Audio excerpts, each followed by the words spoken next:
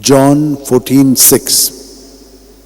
I am the way, the truth, and the life, says the Lord.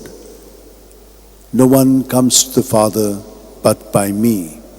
O devoted servant of God, St. Francis Xavier, your heart was burning with love for Jesus. Impelled by this love, you went from country to country and spent yourself unto death, proclaiming the name of Jesus and the good news of salvation. That is why the Father filled you with glory in heaven and preserved your body from corruption here on earth.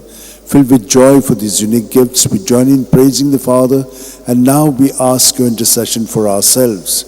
You may pray for whatever you want through the intercession of St. Francis Xavier.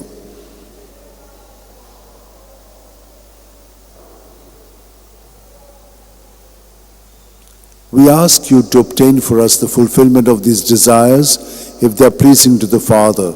And for everything, together with you, we praise the Father through Jesus in the Spirit. Amen.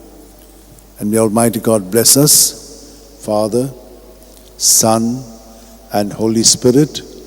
Amen.